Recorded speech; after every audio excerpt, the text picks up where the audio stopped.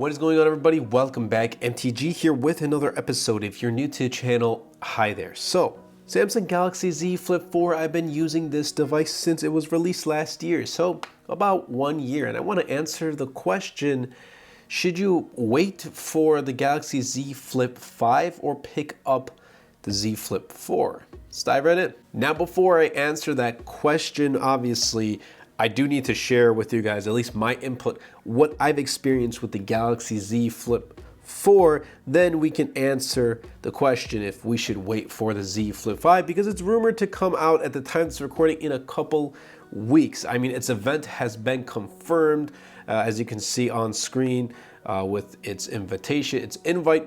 It literally, this is the phone and saying come to the flip side. So yeah, we're getting the Flip 5, and we're also getting the Fold 5. And if you want to see content on the Fold 5, like Flip 5 is coming, content is coming, but if you want to see content on the Fold 5 as well, definitely be sure to subscribe to the channel, because I really want to share with you guys my thoughts and opinions about the Fold series.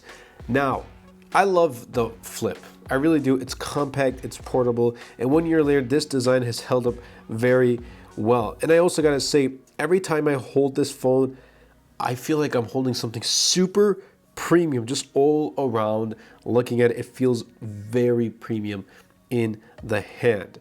And I love how they went with a matte finish. Z Flip 3 had a glossy finish with matte sides. Now they flipped it, so the sides are aluminum, but they're also like a glossy feel or a glossy texture. So it does attract some fingerprints, but the top and bottom of the phone, they're a matte, like frosted type of feel, so it definitely does cover up fingerprints much better. Cover display, 2.1 inches, it's fairly small, but Flip 5 is rumored to be much larger. How often have I used this? I'll be honest, very rarely. Like once in a while I'll use it if I just need to check the time, but most times obviously I'm gonna have to use my phone, so I open up the phone. And it's very hard, for me at least, to open it up with one hand. Like, it does take like an extra like flick, but overall it's held up really well. I like this form factor. It's portable, and it's one of the main reasons why I decided to pick up the Flip. Now, going to this display, it's large. It's a very tall phone, but nonetheless, watching content, you get to see a lot of things, like when you're looking up content, you get to see a lot of information, so that's a huge plus. And also the crease here, I've gotten used to it. Maybe you can see right here, it doesn't really get in the way unless you put your mind to it. Okay, the crease is there, you're gonna feel it, then it's gonna get annoying. But 99% of the time when I don't think about that crease, I don't notice it's there. Like, it doesn't really bug me at all. Other than that, this feels really good design-wise. I like it. Software, it's Samsung, One UI. This is running Android 13. Promised 4 years of Android updates. We already got one, which was Android 13, because this came out with Android 12 out of the box. So Android 14, 15, and 16 are the next 3 updates we'll be getting. So you can definitely expect Android 14 with One UI 6.0. Now, Snapdragon 8 Plus Gen 1 has been great. So the overall software, the performance of it has also been good. I haven't come across any stutters, lags, anything like that. This 120 Hz display has a breeze, and it's a Samsung panel.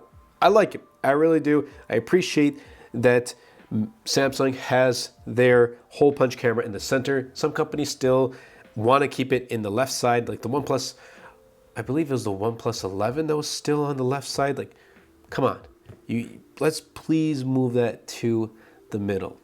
Anyway, that's really it for performance. There's really nothing else much to say. I've had this for a year, and 1 year later, I can tell you it's held up very well. That's going to lead me into the cameras. Now, many people who are going to pick up the Flip probably don't pick it up for the camera quality. Let's put it this way. I'm not going to go into specs or anything, but it's good camera quality when you have the right amount of light.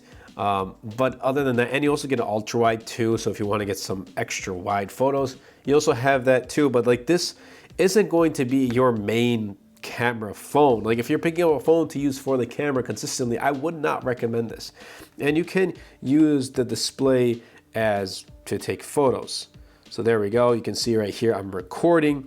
So you can use the cover display to take photos with this rear camera instead of the selfie camera. It's just going to come out as a different ratio, as a boxed ratio. So just do keep that in mind. But cameras is one of the parts of the phone that I'm not going to sit and try to recommend to anybody.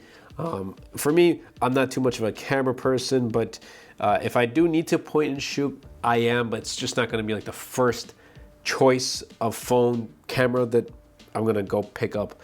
I definitely pick up a different phone if I'm going to focus more on photos and videos. That's gonna lead me into the battery life, which Z Flip 3, coming from the Z Flip 3, and I've used that phone too, huge upgrade. Z Flip 3 was a huge like from this Flip 3 to the Flip 4, huge upgrade in battery life, 17% increase. I'm getting about 5 hours of screen on time, but that's really pushing it as a heavy user with just under 10% of battery life. Like I'm gonna start the day typically around 7 a.m. and most times I'm ending around 8 p.m. Although sometimes I also do have to end up picking my phone up after 9 p.m. to continue using, editing videos or whatnot for the channel and the business. But even though this had an increase in battery life, it still was, it's something I couldn't rely on. Like I always had to have a charger with me. It gave me battery anxiety. So that's just something I hope they fix with the Z Flip 5.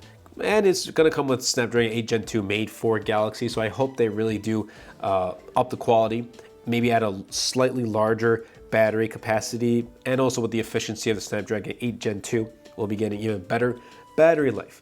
Pricing is one of the great things about the Z Flip 5, in my opinion, because I can now recommend this to the normal customer. We have that option, $9.99. You can either pick up a slab of glass, your normal smartphone, or you can pick up this foldable, which is more compact in the hand, and then when you open it up, you can use it like a normal smartphone. It's the same price as the other competitors that don't offer a foldable device. That's a huge plus. Like Z Flip 4, it's good that it starts at $9.99 for 120 gigs of storage. I pre-ordered at the time, so I got 256 gigs at no extra cost. Good job. And I hope they do keep that price for the Z Flip 5. Only time will tell. I don't know as of right now if there's going to be any price increases, but we'll see. Maybe you'll watch this video after it's unveiled, the price is unveiled, and it might come out with a larger price tag. I don't know.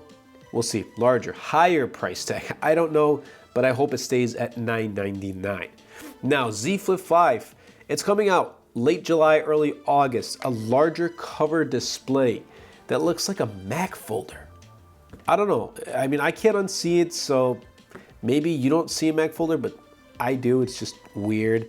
Other upgrades, Snapdragon 8 Gen 2 processor alongside the larger cover display, and it's rumored it's going to get even slightly larger battery. And also you see this gap right here. This gap is going to be completely flat with the Z Flip 5. That's actually a huge plus. I can't wait to see that. Other than that, is it worth buying the Z Flip 5? Well, here's the thing. At $9.99, if you're gonna pick up the Z Flip 4, don't pick it up at retail, especially when the Z Flip 5 is right around the corner.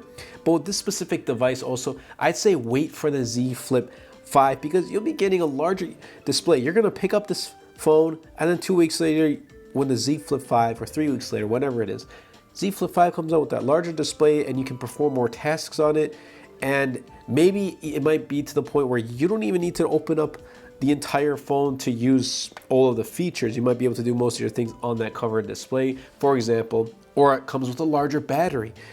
You don't want to be in regret. So I would say hold off a couple weeks. What's typically going to happen is Z Flip 5 will come out, Z Flip 4 will drop down in price. You'll be able to find it at a much cheaper price. 700, even 600 bucks. Then I would say, hey, now's the time to go ahead and pick up the Z Flip 4. So for me, I'd personally say wait to pick up the Z Flip 5. Like hold off on the Z Flip 4 for now and wait to pick up the Z Flip 5 at least 1 year later. If this was like a couple months earlier, I would have said, well, I could still recommend the Z Flip 4, but we're right around the corner. Same thing goes for the iPhone. Don't go ahead and pick up the iPhone 14 series right now. Pick up the iPhone 15. Wait a month or two. I think we should keep that in mind. We know when many devices are coming out, with the S24 series comes out in like January or February, hold off just a little bit on the S23. When the Pixel 8 comes out, hold off. Maybe you want to see the new phone. Maybe it might come with enough upgrades for you to upgrade to that phone. So same thing for this. Hold off on a little bit. But yeah, that's really been it. If you did enjoy this video, be sure to super man the like button, comment down below, and best of all, share this video because it really does help out the channel a lot. Will help push my content out to more people. And also, definitely be sure to check out my YouTube page, my YouTube store. Got a bunch of merch here. I personally love using this coffee mug to drink my coffee. I gotta have my daily dose of coffee. And also, I have this desk mat, MTG Productions right here.